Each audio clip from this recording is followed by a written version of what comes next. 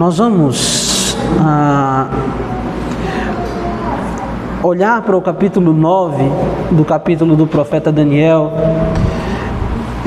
tentando perceber aqui ao longo do texto algumas aplicações muito importantes daquilo que nós vamos meditar nessa noite. O que é que nós não vamos fazer? O tema proposto, ele era gigante. E quando eu olhei para o tema, eu disse, rapaz, se forem deixar eu falar livremente sobre isso, não vai sobrar mais tempo para os irmãos dormirem. A gente facilmente faz uma vigília, vai ser uma unção poderosa, mas não vai dar para a gente falar no tempo proposto sobre fundamentos, história e sobre as aplicações ou a importância do que são os 5 solas dentro da Reforma Protestante. Então, o que é que nós não vamos fazer? Nós não vamos expor esse texto aqui, não vai ser uma pregação. Não tinha condições de fazer uma exposição tentando olhar para esse tema tão amplo. Nós vamos olhar para o texto do profeta Daniel, vamos tentar perceber algumas coisas muito importantes na situação que ele estava vivendo naquele momento, e à luz das Escrituras, nós vamos tentar, aí sim, esse vai ser o nosso esforço essa noite, tentar percorrer todo o tema que nos está proposto, fundamentos, história, ou se a gente pudesse definir melhor na forma como foi construída a palestra, a historiografia dos 5 solas, e na sequência falar um pouquinho sobre por que isso serve de fundamento e qual a importância disso para nós, como uma consequência inevitável da reforma, uma consequência direta daquilo que são os 5 solas. Tá bom?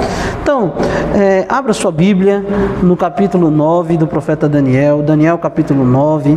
Nós vamos fazer aqui nesse momento a leitura até o versículo 1 ao 7.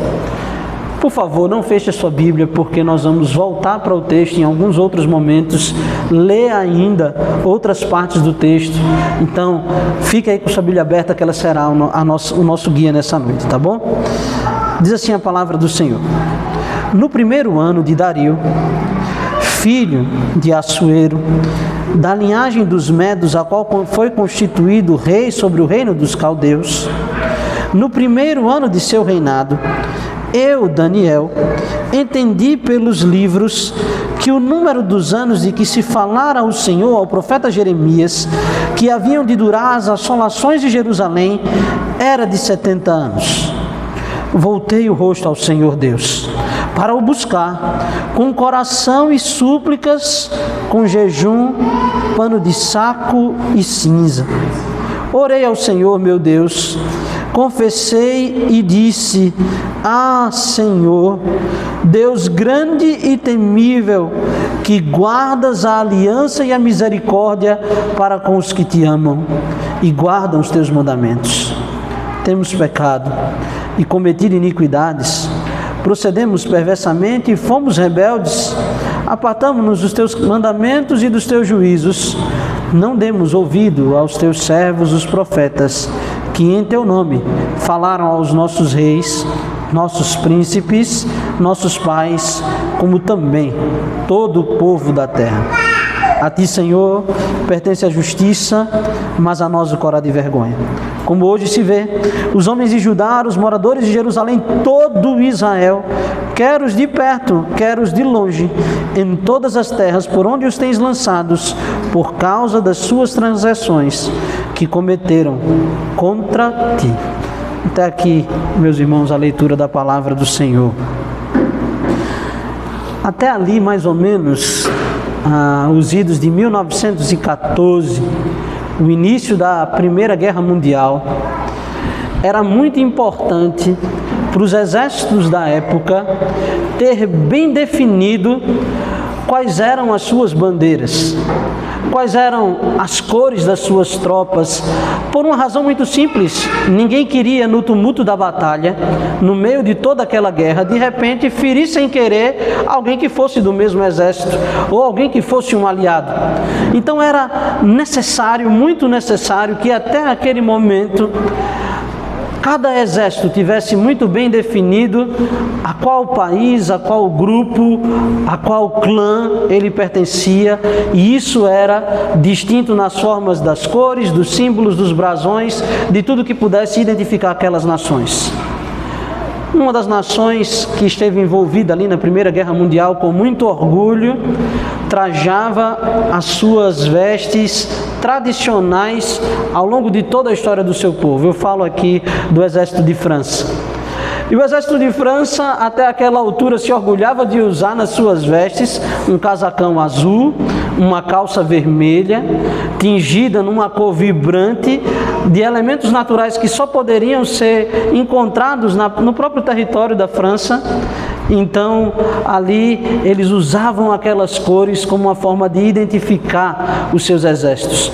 A única substituição até aquele momento era que o antigo capacete de batalha, que era bastante proeminente, era um vermelho vivo também, das mesmas cores das calças, havia sido substituído naquela guerra moderna por capes, alguns menores, mais simples, mas ainda assim vermelhos, vivos, igual às cores da bandeira da França, como se vê hoje, né? Branco, azul e vermelho.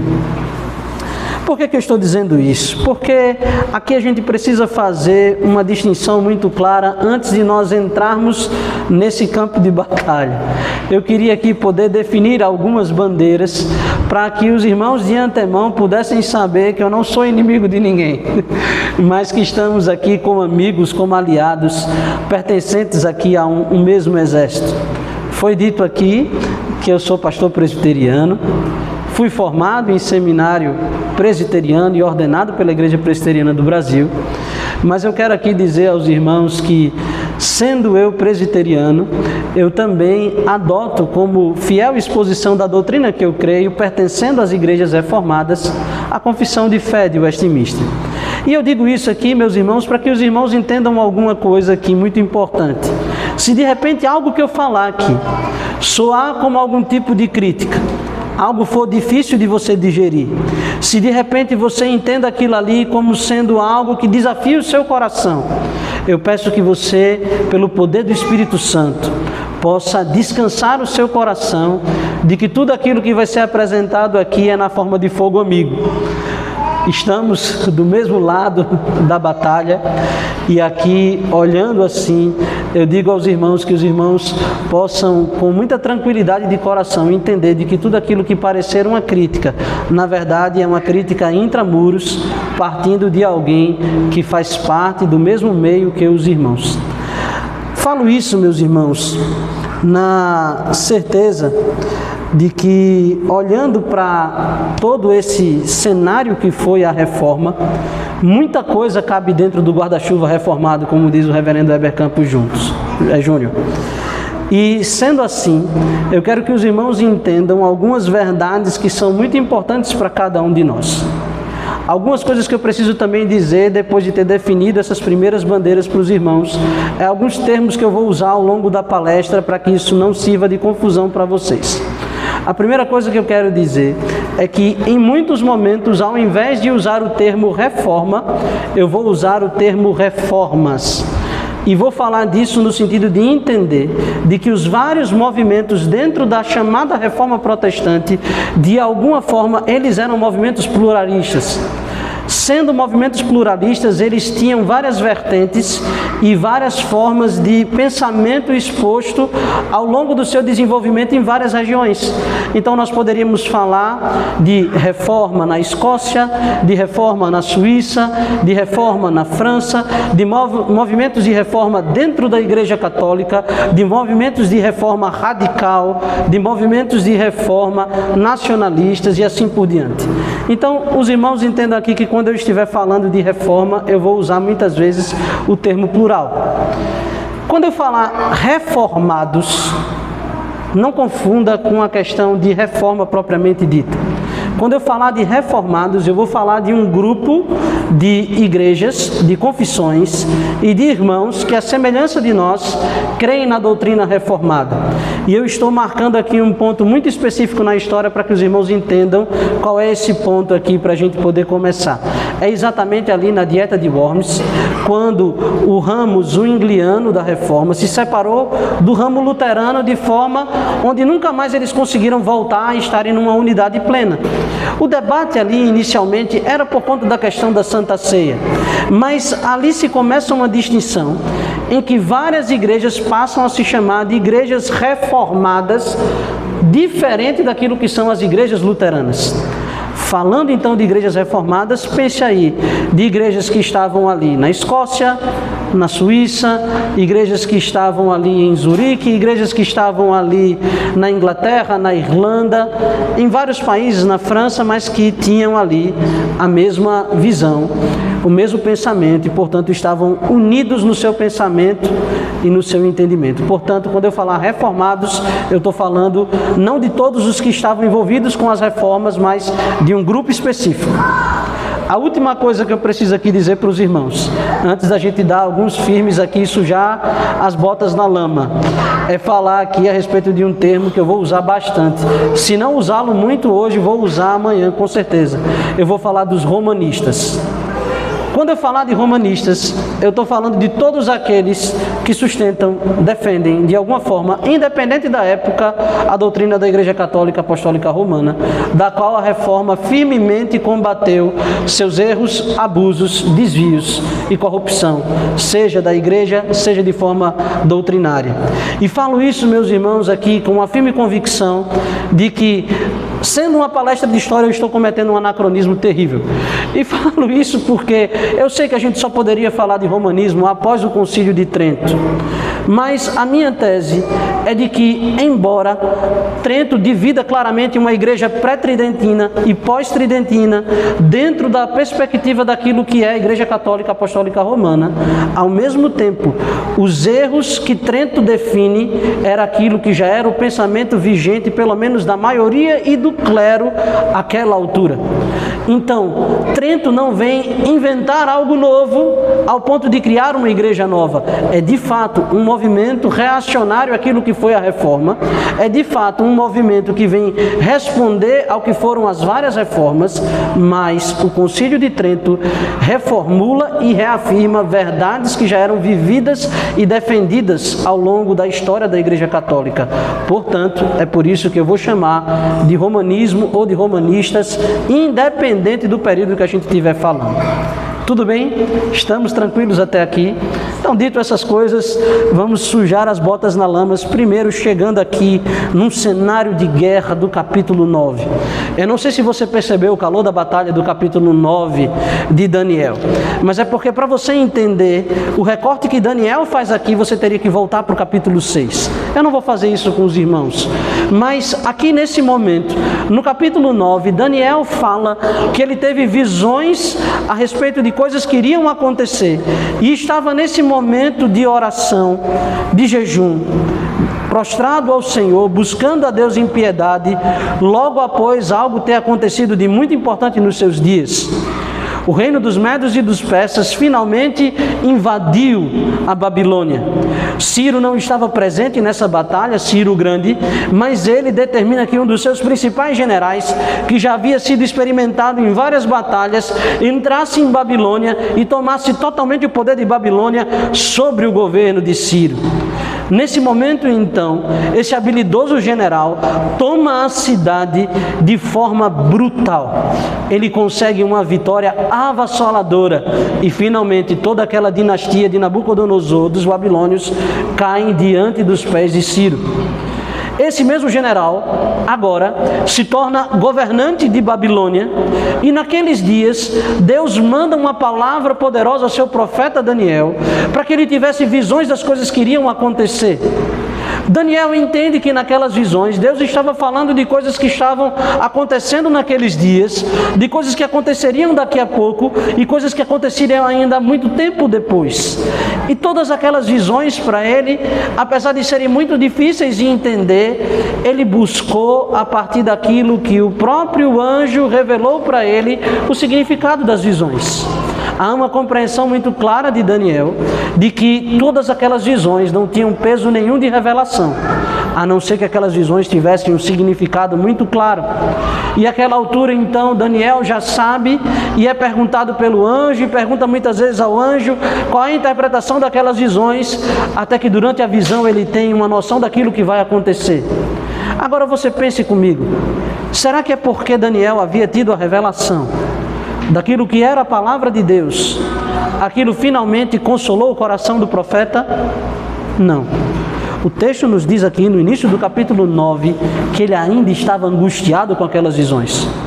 Tudo aquilo era algo que produzia no seu coração uma profunda meditação daqueles dias. Ele não estava consolado diante daquelas visões, porque as visões de fato eram assustadoras, dignas de filme de terror. Mas mais do que isso, as visões falavam de verdades difíceis de entender. Quando nós olhamos para os versículos que nós lemos aqui, há uma razão muito profunda para que Daniel possa também estar angustiado no seu coração. Ele reconhece que tudo aquilo que a nação de Israel estava vivendo, o povo de Judá, o povo de Deus, que havia sido deportado ali para a Babilônia, todo aquele momento que eles estavam vivendo, era fruto de uma realidade de pecado. Daniel diz: pecamos, Senhor. Eu reconheço o pecado da nação. Eu reconheço o meu pecado também. E ele passa então, meus irmãos, a estar vestido de luto, se veste de pó e de cinza, em profunda tristeza no seu coração, e ele então vai se preparar para fazer a sua confissão. Nós lemos aqui já o texto. Mas você pensa que o que é que ele faz para consolar o seu coração antes mesmo de confessar? E eu quero que os irmãos entendam que isso é um movimento muito importante de resgate da reforma. Daniel vai buscar aqui, mais uma vez, aquilo que o livro do profeta Daniel nos diz que ele fazia ao longo de toda a sua vida. Ele está angustiado com as visões, não consegue compreender, está triste em seu coração. O que é que ele vai fazer? Orar, jejuar, ler a Bíblia, buscar ao Senhor, se calar, até que Deus pudesse consolar o seu coração. Talvez os irmãos pensem que o que vai ser servido para vocês essa noite vai ser algo muito diferente daquilo que os irmãos vivem na vida como servos e servas do Senhor Altíssimo. Mas o que nós temos para oferecer é aquilo que é o arroz e o feijão de todo crente.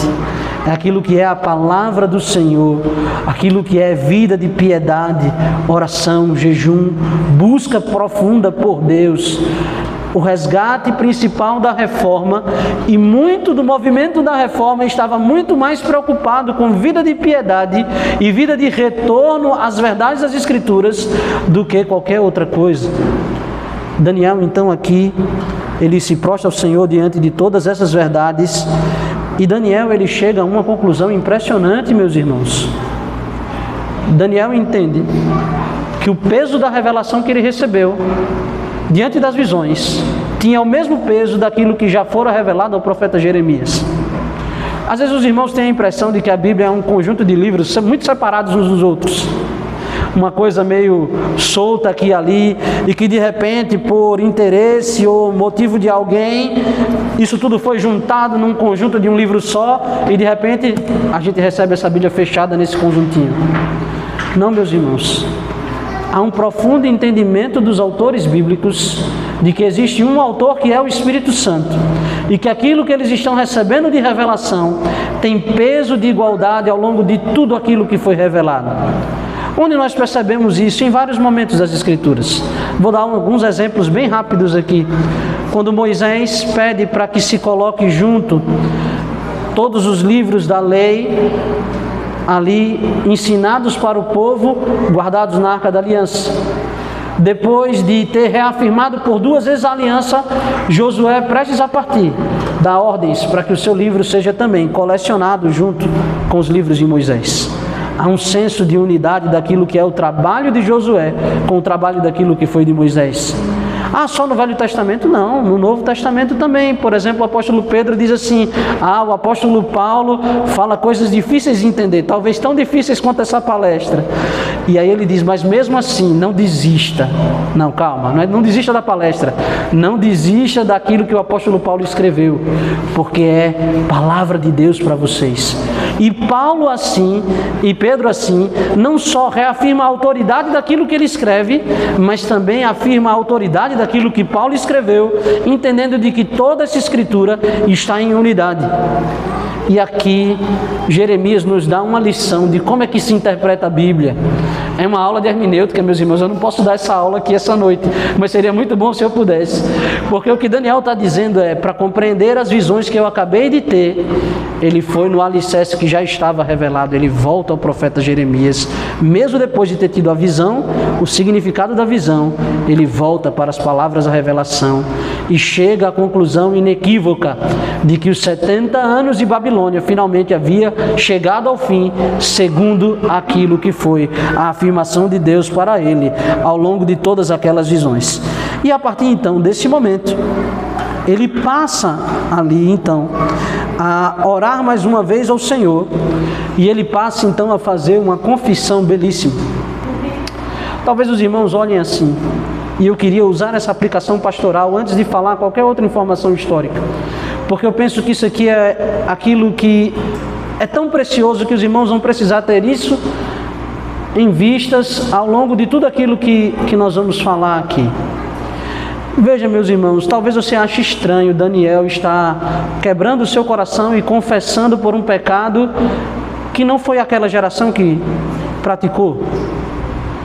70 anos se passaram. Há muitos ali que ao longo daqueles 66 anos sequer tinham nascido em Judá, nunca viram o templo do Senhor, não conheciam o que era Jerusalém, eram filhos do cativeiro e haviam vivido toda a sua vida no cativeiro. Como eles podem ser responsáveis pelo pecado da nação? Ao longo de todo o livro do profeta Daniel, nós vemos um exemplo de um homem de piedade, um homem que, se não fosse pela confissão dos seus próprios pecados, pelo testemunho da narrativa das Escrituras, não é relatado nenhum dos pecados de Daniel, diferente do que acontece com muitos outros no Velho Testamento. Mas o profeta, ele se coloca para orar por si e pela nação. Eu disse aqui que você compreendesse qualquer coisa que você sentisse como uma crítica intramuros, como um fogo amigo. E volto a repetir, porque isso é um princípio que serve para toda a igreja. Às vezes nós somos muito capazes de perceber erros, dificuldades, coisas que não nos agradam dentro da igreja, seja ela qual for. E somos muito prontos e rápidos a criticar, a semelhança daquilo que fez o povo de Israel no deserto, criticando contra o profeta Moisés. Mas os irmãos precisam entender uma verdade que Daniel nos ensina aqui.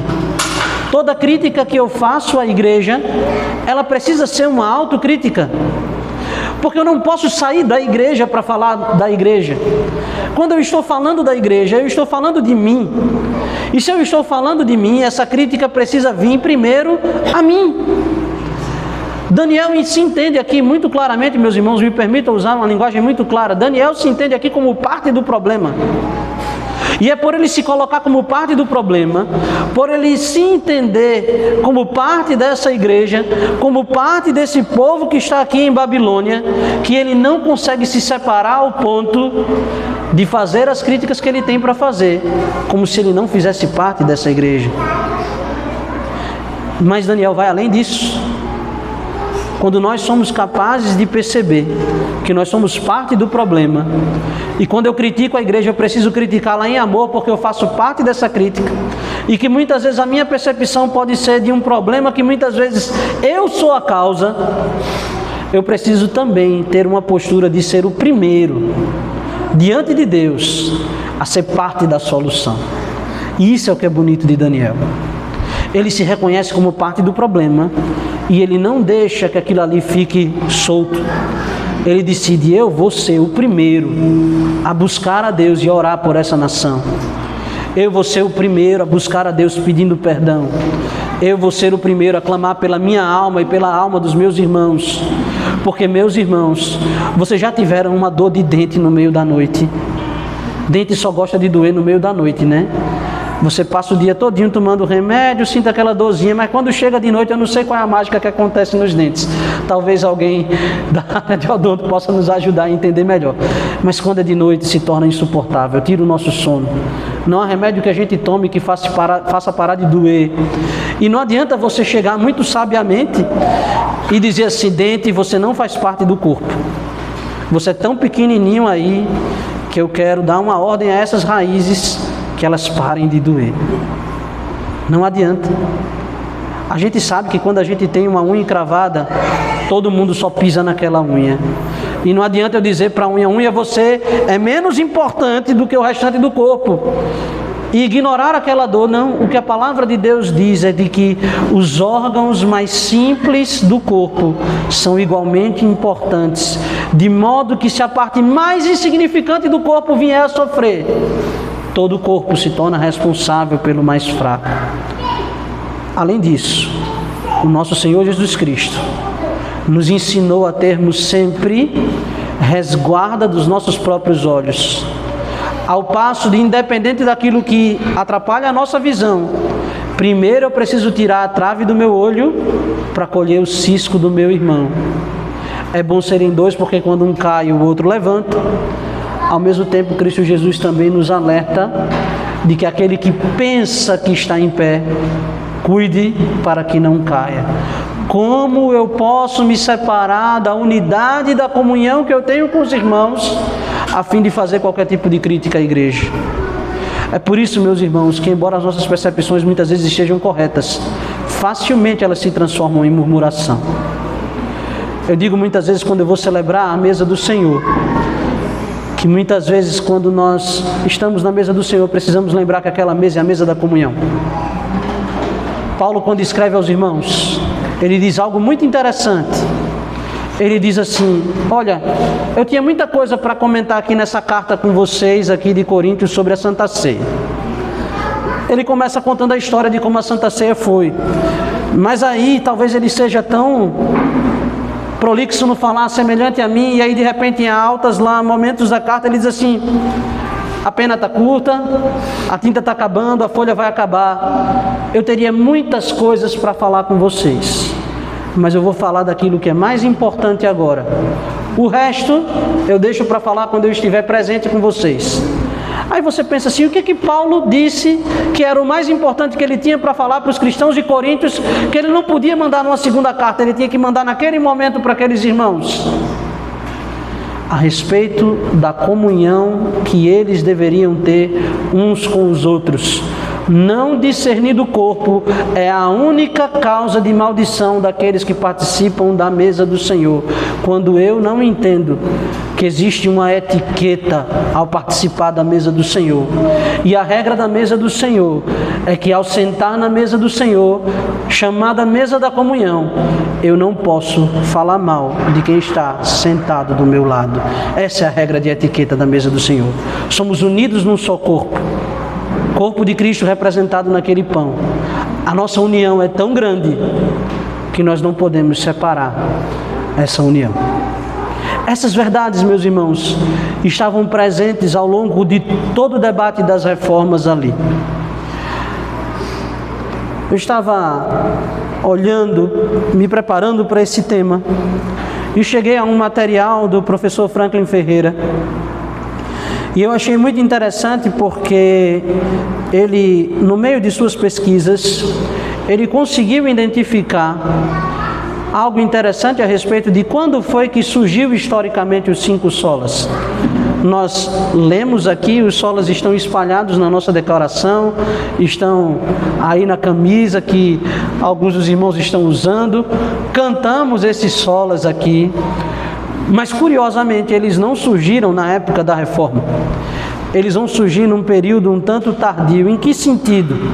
No sentido de estarem agrupados nas frases que nós conhecemos como esses 5 solas, Só a fé, só a graça, só a Deus a glória, só Cristo, só as Escrituras.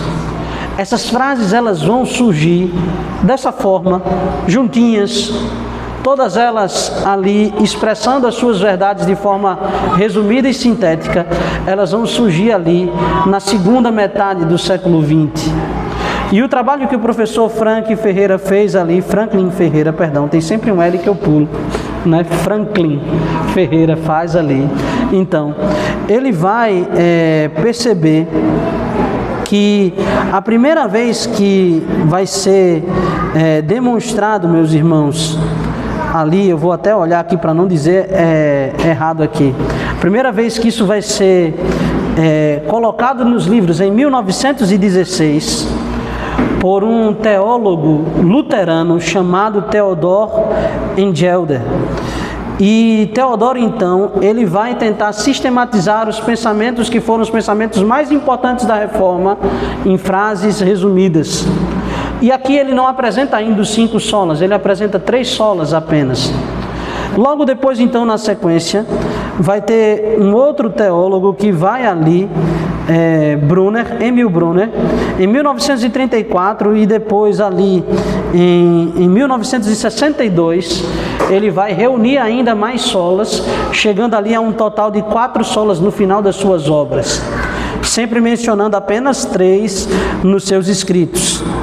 E só então, um teólogo reformado chamado Rupp, que nos idos de 1990, na segunda metade, portanto, do século XX, já no finalzinho, é que ele vem finalmente trazer esses 5 solas, tentando resumir a obra ali naquele momento, no seu trabalho que faz, a obra do que foi a síntese do pensamento de João Calvino. E aí ele vai tentar trazer ali grandes palavras de ordem no ensino de Calvino. Quais são essas palavras de ordem? Então ele finalmente coleciona ali os 5 solas que nós conhecemos.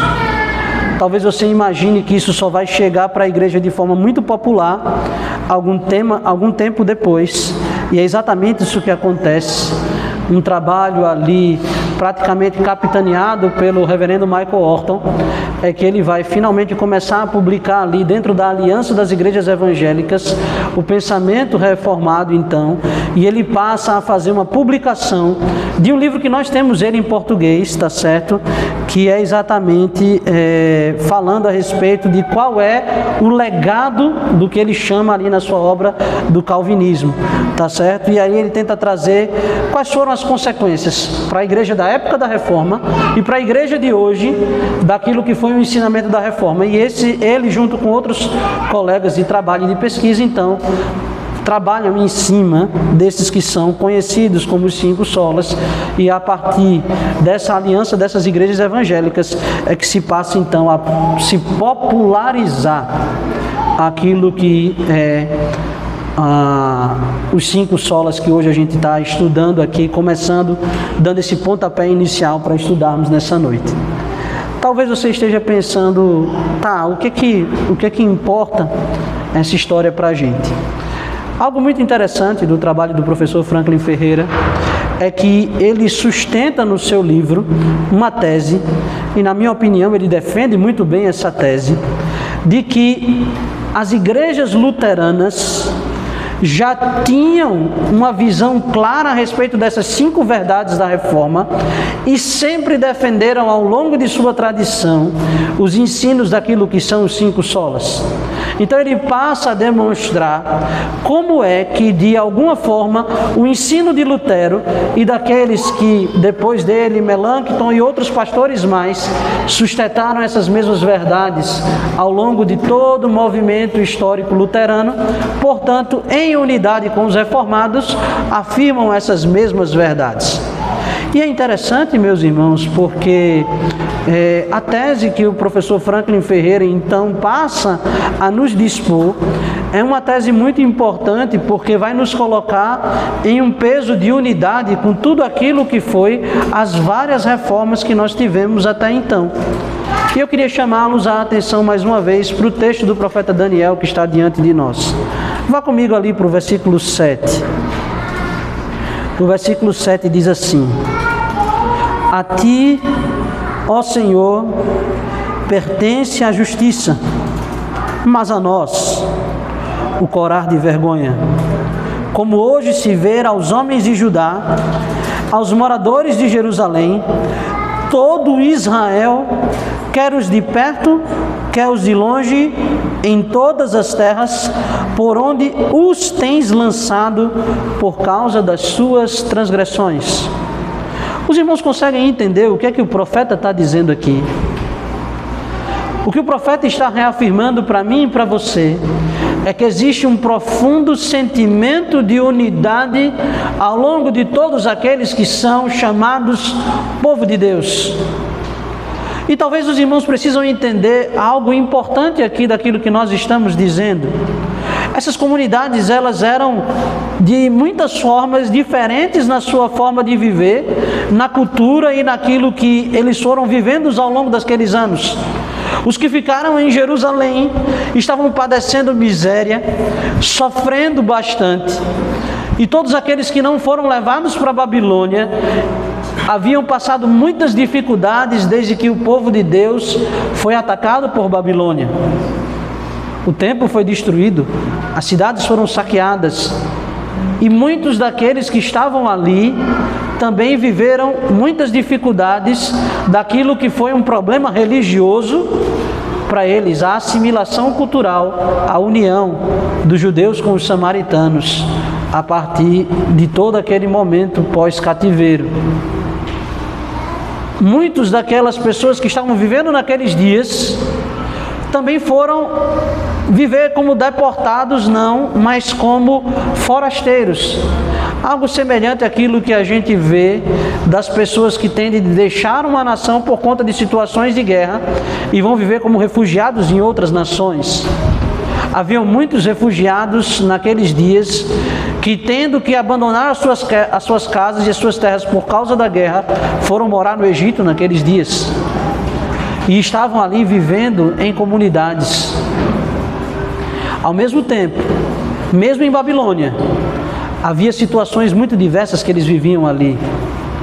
Porque uns viviam na corte, servindo a Nabucodonosor e depois aos demais reis, vivendo ali uma vida dentro do estado babilônico, e havia outros que estavam mais distantes, a semelhança daquelas comunidades onde vivia o profeta Ezequiel, junto ao rio, vivendo ali numa condição boa de vida dentro de Babilônia, mas numa vida bem menos e mais simples do que a vida que era vivida na corte do rei Nabucodonosor. Por que eu estou dizendo tudo isso? Porque Daniel entende, meus irmãos, que aquilo que era a razão da unidade deles é que eles serviam ao mesmo Deus.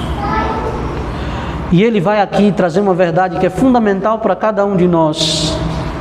Aquilo que nos une debaixo do sangue de Cristo Jesus é muito maior do que aquilo que nos separa. E se o maior poder que nos uniu e rompeu todas as barreiras de separação, que é o sangue de Cristo Jesus derramado por nós, aquilo que nos une, então, deveria sempre estar nas nossas mentes quando nós nos aprofundamos para estudar qualquer assunto, inclusive o assunto da reforma. Há muitos estudos sobre as reformas hoje em dia. E uma vez, um autor, ele questionou que perdemos de vista a floresta como um todo, porque agora os historiadores querem estudar cada árvore. E estudando os detalhes da árvore, perdemos de vista a floresta por um todo. Parece, meus irmãos, que muitas vezes nós estamos tão preocupados com as coisas que nos separam, do que em meditar naquilo que nos une, numa verdadeira unidade daquilo que é o corpo de Cristo.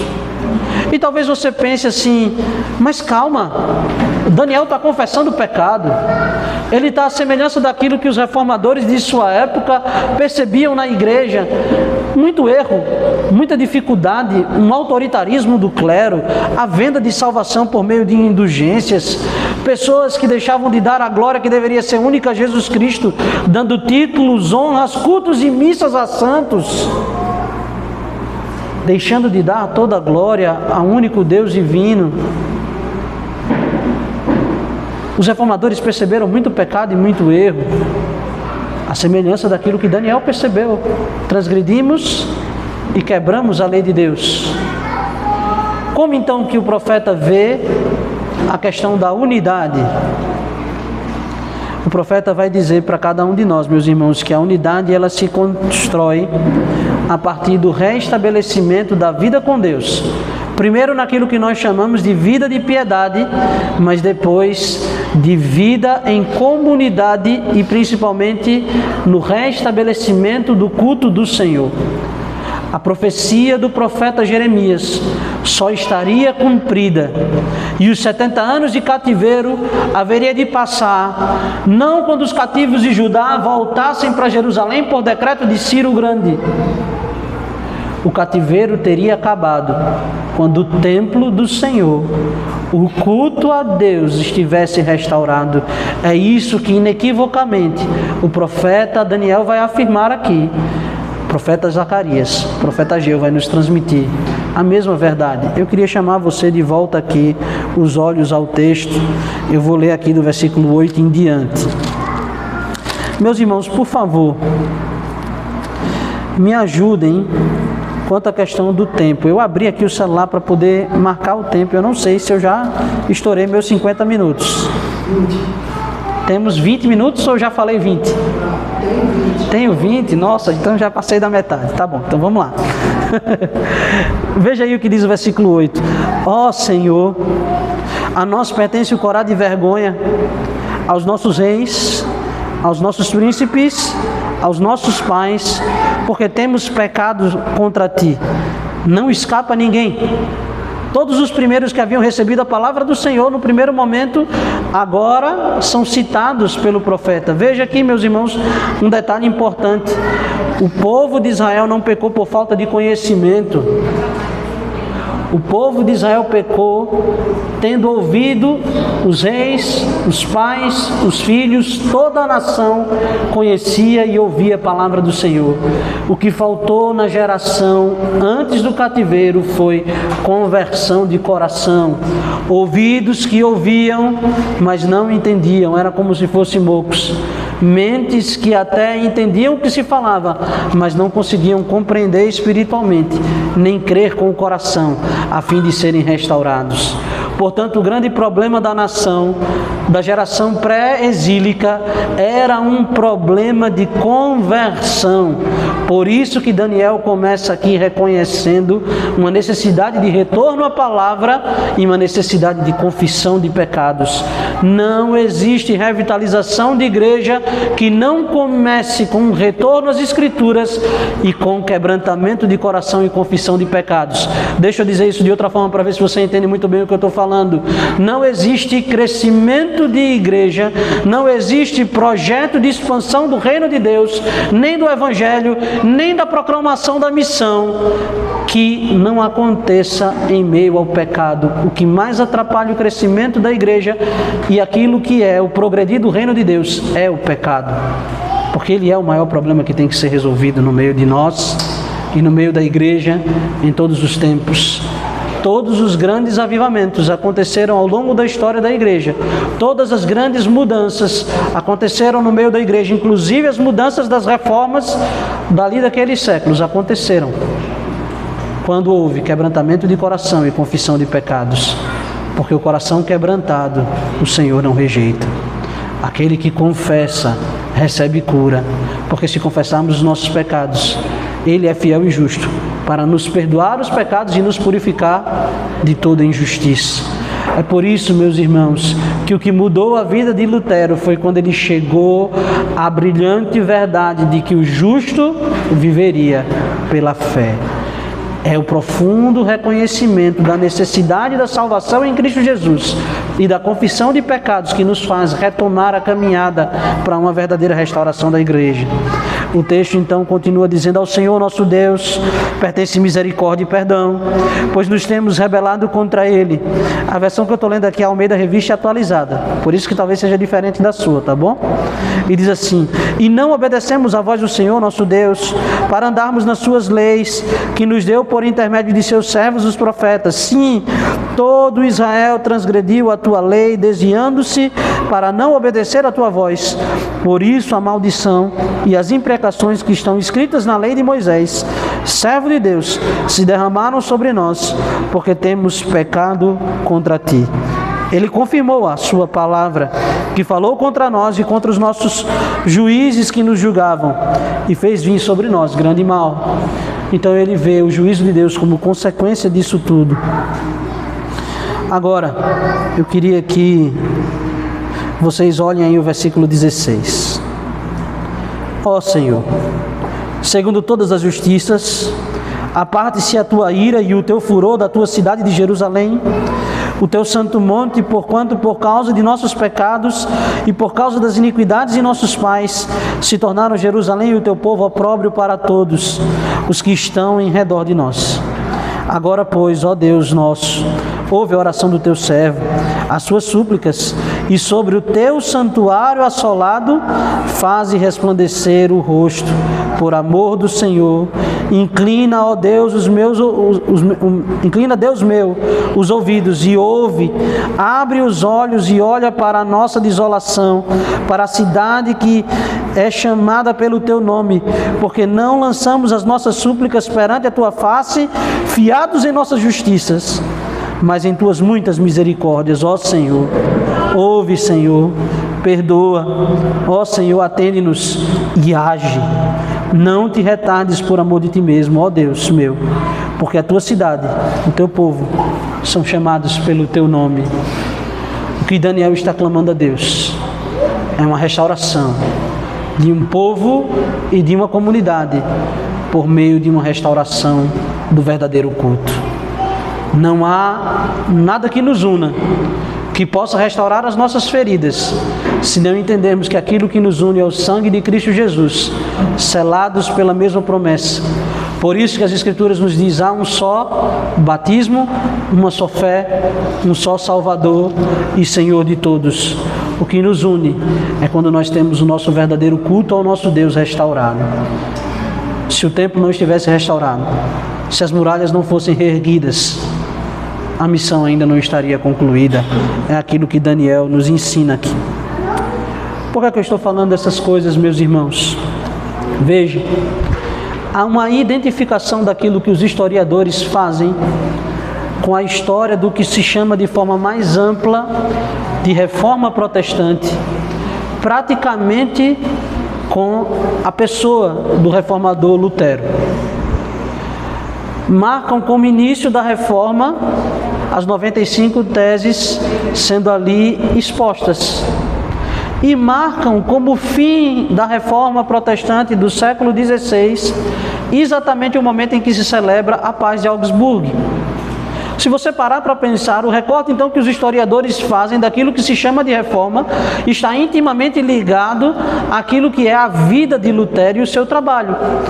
Todo momento em que você tem o início do movimento iniciado por Martinho Lutero, em toda a sua dissidência doutrinária e no seu chamado de retorno à pureza da igreja, e aquilo que é um chamado de paz para a unidade da igreja, celebrando então, ou tentando ali celebrar àquela altura, uma paz doutrinária e unidade entre aquilo que são os luteranos e os reformados.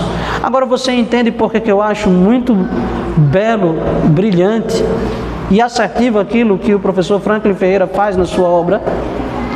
Agora eu tenho uma hipótese que eu queria sustentar com os irmãos nessa noite, sem o tempo necessário de aprofundar essa história e essa hipótese. Veja, meus irmãos, nós podemos então traçar unidade entre aquilo que foi o início da reforma protestante com aquilo que Lutero fez e com aquilo que os reformados também passaram a fazer, baseado nessas mesmas 5 verdades que nós estamos afirmando aqui. O trabalho do professor Franklin Ferreira é um trabalho pastoral em defesa da unidade da igreja, porque o que ele está querendo dizer é que essas mesmas verdades podem ser proclamadas tanto por luteranos como reformados, e ele vê aqui como uma ponte que nos une debaixo de mesmas verdades numa única igreja. Os irmãos entendam aqui que uma das grandes acusações que os romanistas fizeram a seu tempo ainda, no tempo dos reformadores, é que a igreja era una e que as reformas estavam, portanto, dividindo a igreja. Só que era uma unidade aparente e não verdadeira, porque eles estavam unidos sob a autoridade de um único Papa, mas dentro da igreja ela era fragmentada e diversa, e não havia unidade real, porque não existe unidade real no corpo de Cristo, quando o culto que se celebra ao Senhor não é o verdadeiro culto ao nosso Deus. Daniel só celebra a unidade entre toda a nação de Israel e Judá, porque ele entende que o templo e o culto precisava ser restaurado. O que os reformadores estão dizendo é que a verdade não está na maioria, porque nos dias do profeta, como Calvino respondeu, quando foi dito: onde está a maioria de vocês? Vocês são poucos comparado a tudo aquilo que a igreja aponta na sua maioria como verdade. Calvino disse: desde quando a verdade está com a maioria? Ou não se lembra que nos dias do profeta Elias e Eliseu eram poucos os que não se curvaram diante de Baal? O profeta achou que estava sozinho e só Deus conhecia o número exato do remanescente fiel. A palavra de Deus nos diz que o remanescente fiel, aqueles que estão unidos numa única videira, aqueles que pertencem a uma única igreja no céu e na terra, são aqueles que estão ligados em Cristo Jesus, não na autoridade de um papa ou de um concílio, não nos erros de um culto que há muito deixou aquilo que era a verdade da fé. Portanto, o que os reformadores defendiam era uma unidade centrada naquilo que era a verdade inequívoca das Escrituras, e uma glória e uma salvação que só podia olhar para a pessoa do nosso único Redentor, o nosso Senhor Jesus Cristo. Quando reafirmamos, meus irmãos, ao longo de anos depois dessa verdade, estamos dizendo com eles mesmos e com todos aqueles ao longo da história que sustentamos uma unidade, sim. Existe uma igreja una, porque o corpo de Cristo não pode estar dividido. Existe uma igreja una, mas quando ela está centrada na verdade da palavra de Deus, no culto ao nosso Senhor Jesus Cristo. Fora disso, a unidade ela é aparente, ela não é real. Não importa a maioria, importa quem é o remanescente fiel, que o Senhor conhece muito bem. E olhe que nos dias de Jezabel, os profetas de Baal tinham a maioria, o poder da coroa, a remuneração do Estado, e tinha toda a autoridade para sustentar aquele culto, se Deus não tivesse se levantado para julgar Acabe e Jezabel, e por meio do seu profeta fazer perecer aqueles profetas de Baal. Meus irmãos, o que eu quero defender aqui como hipótese, e os irmãos podem olhar ao longo dos acervos da história, que muito já se falava sobre reforma e sobre unidade, mesmo depois daquela primeira era e segunda geração dos reformadores. Você vai encontrar no século XVI ainda pessoas como Melanchthon, continuando a obra de Lutero, defendendo essas mesmas verdades. Mas quando você caminha um pouco mais, você vai ver que eles estão ainda defendendo essas mesmas verdades. Aquilo que nós percebemos é que, tempos depois, os teólogos ali em Escócia, em Inglaterra, em Irlanda, todos eles ali no século XVIII, ainda estão defendendo uma unidade para com a igreja. Você vai ver o bispo de Dublin, o bispo Ussher, defendendo ali naqueles dias uma necessidade de unidade entre luteranos e reformados. Você vai ver ainda 3 séculos depois, ainda teólogos escoceses como o reverendo James Bannerman defendendo ao longo daqueles dias que deveria haver uma unidade entre a igreja da Inglaterra e de Escócia, e que mesmo a igreja livre da Escócia deveria permanecer livre para poder ainda assim manter a sua unidade com as demais igrejas. Percebam aqui o que eu estou tentando defender. É que embora essa lista desses 5 solas só esteja, talvez, nos estudos mais recentes, presentes como uma lista a partir da segunda metade do século XX, nós vamos perceber, do século XVI até o século XIX, a presença desses escritos fortemente em várias obras e fontes primárias dos escritos desses reformadores a seu tempo. Lembrando que esses reformadores, eles eram pastores a seu tempo, preocupados com a saúde e com a unidade da igreja e do corpo de Cristo. Quando nós olhamos então para essas verdades, o que é que eu estou querendo trazer aí como conclusão para a gente a respeito de qual o legado então da história desses 5 solas? Veja, meus irmãos, de forma inequívoca, um dos primeiros legados da Reforma foi o surgimento das confessionalidades. Muitos textos doutrinários foram produzidos tentando delimitar quais eram as verdades que se cria naquela época. Então surgiram catecismos, surgiram documentos, cartas foram trocadas entre os crentes daquela época e confissões foram escritas.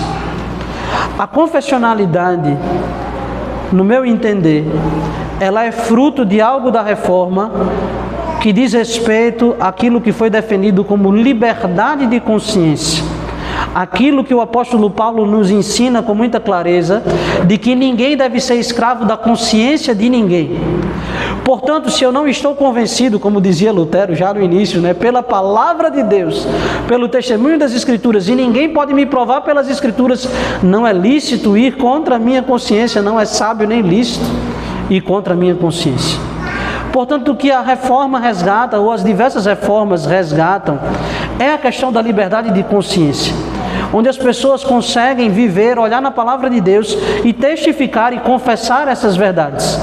Mas eu quero que os irmãos entendam que a confessionalidade, ela não é uma razão de fratura no meio do corpo de Cristo, como muitas vezes os romanistas à época de Lutero, acho que era Johannes Correus, que dizia que Lutero era uma besta de 7 cabeças, cujos venenos destilados por ele fizeram despedaçar o corpus cristiano, dizendo que o corpo de Cristo foi despedaçado por Lutero.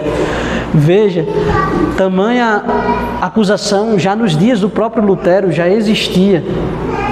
Agora, não havia fragmento, porque as principais verdades, não havia fragmentação, porque as principais verdades estavam sendo afirmadas e reafirmadas ao longo desses séculos como sendo o elemento verdadeiro de unidade, a consciência dos crentes.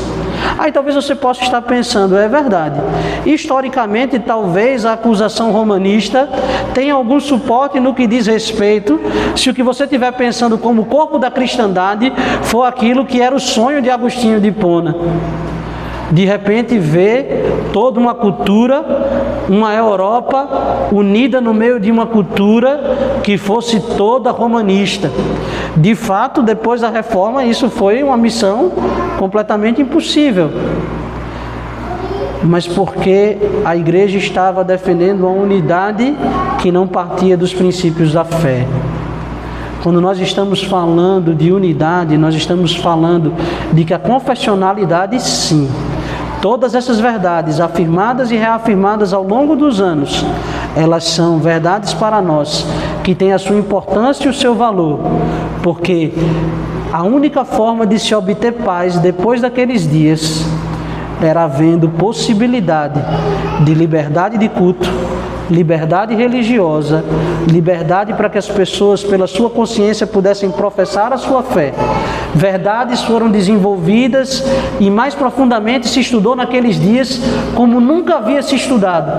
As confissões são fruto de um trabalho árduo, de pessoas que meditaram na palavra de Deus, sentaram no pó e na cinza e em meio às lágrimas oraram e suplicaram pelo povo de Deus, estudando na palavra do Senhor essas verdades, como nós fizemos aqui essa noite. Então eu queria, meus irmãos, que os irmãos pudessem ver ao longo de tudo aquilo que nós vamos ver ao longo desses dias aqui, hoje e amanhã, como sendo um sinal de Deus, de que existem verdades que nos unem e que são fundamentais para a nossa fé. Não é sem razão que nós chamamos esses 5 solas de fundamentos da nossa fé, de pilares da nossa fé, contra toda acusação de quebra de unidade, de ter rompido com o corpo de Cristo.